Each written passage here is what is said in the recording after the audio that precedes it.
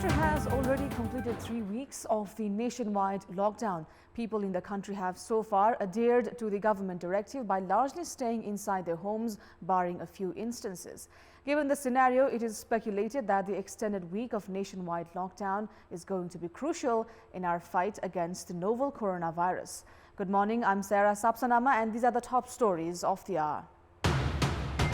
The rapid diagnostic test on 298 people in the Sun City apartment turned out negative. Discussion underway whether to conduct further tests on other residents. Following the confirmation of the infection in the capital's Sun City apartment, the government intensifies tracing people who came in contact with the infected. Government forms a high-level commission to distribute land to landless squatters across the 77 districts. Government's decision deemed inconsequential as the threat of COVID-19 looms. And over 2 million people around the world infected with novel coronavirus. COVID-19 claims more than 134,000 lives so far. Over 510,000 people recovered. Following the confirmation of coronavirus in 2 members of a family at the Sun City apartment in the capital's Kadaghari, a medical team yesterday carried out a rapid test of the residents of the apartment, and fortunately the results came out negative. On Tuesday, the Health Ministry had confirmed an 81-year-old woman and her 58-year-old son living in Block A of the apartment had been infected with the COVID-19. The Health Ministry yesterday conducted rapid diagnostic tests on 298 people, including 243 individuals living in the same block. However, all the samples tested negative. A third member of the same family also tested negative for coronavirus through PCR test. The team has collected samples of 2 helpers of the family for PCR test, although they tested negative in the rapid diagnostic test. There are 5 blocks in the apartment. Kageshwari Manahara municipality, where the apartment is located, has urged everyone living in the apartment to carry out COVID-19 tests. However, the Epidemiology Division of Department of Health Services informed that it was yet to be decided whether to test samples of all the residents of the apartment, as the test of suspected residents had come out negative. Now, 500 households of the Sun City apartment were struck with panic on the Nepalese New Year Day as 2 members of the same family were reported positive for COVID-19 by rapid diagnostic test. Their swab samples were sent for PCR testing, which confirmed the positive result, giving way to an atmosphere of panic in an otherwise posh locality. However, there has been a big sigh of relief as all the 298 samples tested by rapid test came out negative. The Sun City residents exchanged their happiness after the negative result.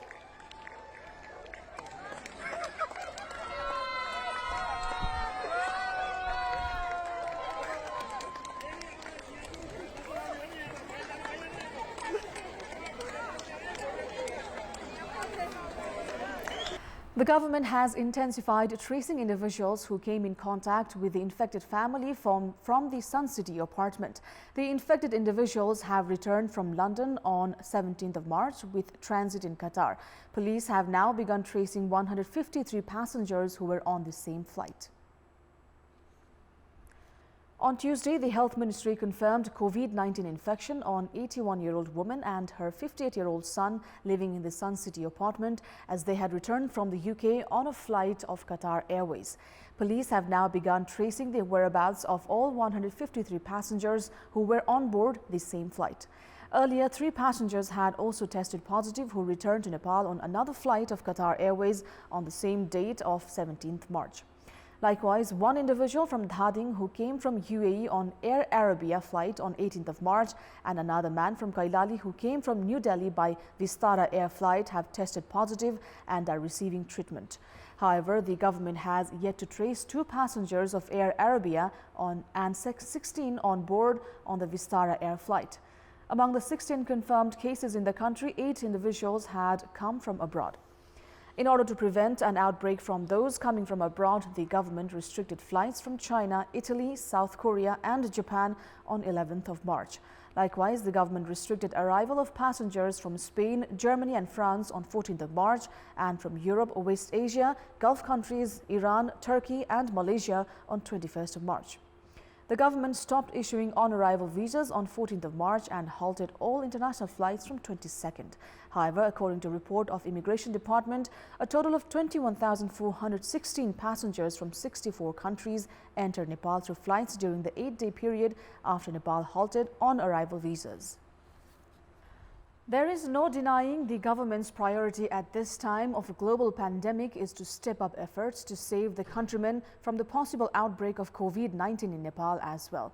Many individuals and organizations have extended their support through donations and funds to strengthen the government's fight against the global pandemic. However, the government has been found to establish unnecessary mechanisms instead of adding to the financial burden on the state coffers. In such recent move, the government has established a commission on landless squatters to address their problems with separate mechanisms in all 77 districts, which will require human resources of up to 550 individuals across the country.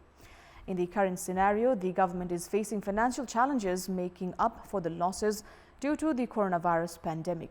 Revenue collections have declined sharply, mounting pressure on the government to reduce expenses. However, the cabinet has decided to establish a high-level commission to distribute land to the landless squatters in all 77 districts by appointing officials based on political approach. The government has appointed Devi Gewali as the chairman of the 7-member commission. Gewali, who contended for the post of mayor in the local level elections, is affiliated with the ruling Nepal Communist Party. The chairman of the commission will have facility on par with minister, while members will receive salary equivalent to that of a government secretary. Likewise, all 77 district coordinators will receive facilities equivalent to that of an undersecretary. Meanwhile, the commission has been given 3 years to complete the task managing land for squatters. Preliminary estimates show the government will be spending as much as 300 million rupees in salary for the officials annually. Likewise, there are other miscellaneous expenses including transport, fuel and meeting allowances to cover. It may be recalled that the former government too had formed 11 commissions to address the problem of landless squatters. The erstwhile governments recruited party cadres and distributed government lands to people who had political reach through those commissions. The country is in a state of lockdown for the past 3 weeks to prevent an outbreak of coronavirus in the country, and the primary focus of the government at this crucial stage should have been to intensify the testing for COVID-19 infections and provide relief packages to daily wage workers who have been hardest hit due to the lockdown. It is deemed inconsequential that at this time of national health crisis, the government is bent on forming unnecessary mechanism to address the need of its party cadres. Now, tea states in eastern Nepal have been severely affected following the government-implemented lockdown that has already completed 3 weeks. At a time when tea farmers were supposed to make fast cash at this peak harvesting season, they have started destroying their plants out of frustration of not being able to sell their produce. With the announcement of the lockdown, producers were deprived of a market to sell the popular CTC tea produced in Jhapa. Farmers were ready to pluck the green tea leaves from the 2nd week of March. However, with the lockdown imposed from the 3rd week of March, tea leaves have exceeded their plucking period, forcing the farmers to destroy them out of frustration. In general, farmers make a good profit in the first season as the plucked tea is considered of the best quality. The announcement of lockdown prevented the farmers from making a second round of harvest, resulting in a huge loss for the tea states. There has been a series of discussion to find an alternative to operate tea gardens, even as the lockdown has been implemented. However, concerned authorities have failed to reach a decision. As tea gardens remain shut, part-time employees have also been hard hit. Almost 1 million kilograms of tea leaves are being destroyed every week since the lockdown was implemented. It's time now for our segment Public Pulse, where you text us with your opinion. Public Pulse. And the question is, what's your take on the formation of a commission on landless squatters, even as the country reels under a possible outbreak of a pandemic? Your options are A, listening to the problems, B, management of leaders and cadres, and C, inconsequential. The voting is on. Type NEWS, select your option A, B or C and send it to 34001 to share your opinion with us. Time now for the sports news. Sports news. This year's Indian Premier League or IPL has been postponed indefinitely following the extension of lockdown period in India due to the COVID-19 pandemic. Originally scheduled to begin on 29th of March, the 8-team league was initially suspended until 15th of April, even as India entered a 3-week lockdown last month.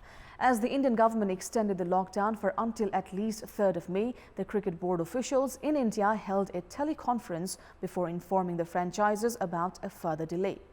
IPL Governing Council Chairman Brijesh Patel has not released any official statement on the league's future plans.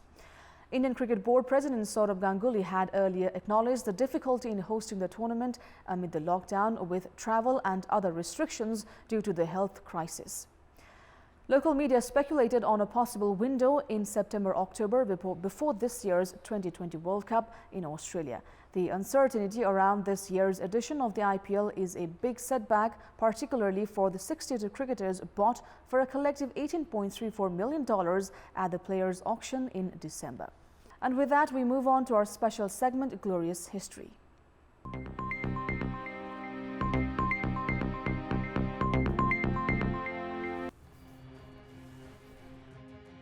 The first cholera pandemic, also known as the first Asiatic cholera pandemic or Asiatic cholera, began near the city of Kolkata and spread throughout Southeast Asia to the Middle East, Eastern Africa and the Mediterranean coast. Hundreds of thousands of people died as a result of this pandemic, including many British soldiers, which attracted European attention. This was the first of several cholera pandemics to sweep through Asia and Europe during the 19th and 20th centuries. This first pandemic is spread over an unprecedented range of territory, affecting almost every country in Asia. Cholera was endemic to the lower Ganges River. At festival times, pilgrims frequently contracted the disease there and carried it back to other parts of India on their returns, where it would spread then subside.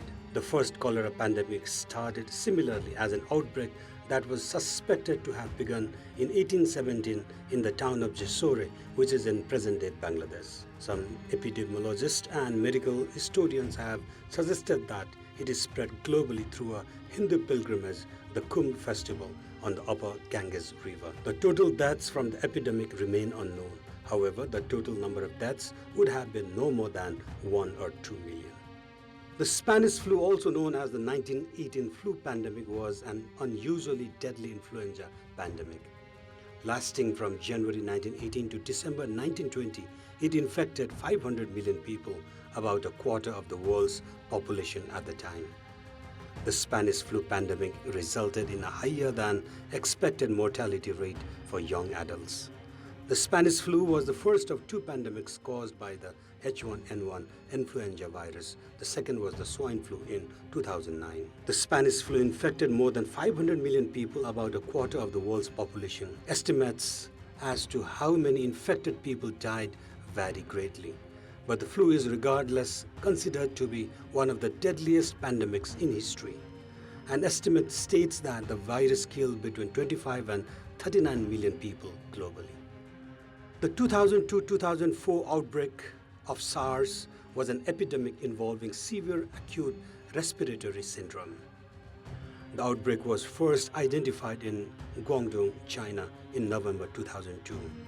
Over 8,000 people from 29 different countries and territories were infected, and at least 774 people died worldwide. The World Health Organization declared severe acute respiratory syndrome contained on 5th of July 2003. However, several SARS cases were reported until May 2004.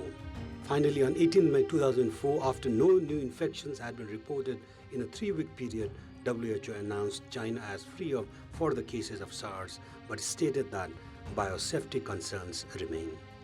This is Amar Singh Pradhan for Glorious History and Kantipur News Desk.